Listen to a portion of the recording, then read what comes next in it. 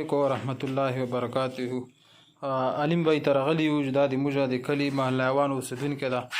علیم بھائی کافي عرصې نه چې کومه ده د پښو یې کار پرېښی ده په هغې د وجې نه چې کومه ده ګرځېدی نه شي کېناستی نه شي. علیم بھائی ته یوه ویلچیر ضرورت ده. موږ یې کاروان عمل والا چې کوم تنظیم ده هغوی ته درخواست کوو چې یاره موږ سره د علیم بھائی دپاره د ویلچیر والا تعاون وکړي. مننه او شکریه. علیکم ورحمت الله وبرکاته. کاروان عمل والا ته چې کوم موږ درخواست کړی او هغوی موږ ته ډېر ښه ریسپانس راکړو، ډېر زر ریسپانس یې راکړلو. یوې ورځې کې چې کومه ده موږ ته دغه ویلچیر راولا کړلو، موږ د هغوی ډېر شکرګزار یو چې کومو ملګرو دغه کار کې تعاون کړی ده، د هغو ډېر شکرګزار یو. دا مو دعا ده چې الله پاک ته چې کومه ده هغو ته اجر عظیم ورکړي او الله پاک ته چې کومه ده هغو ته نور ډېر څه ورکړي.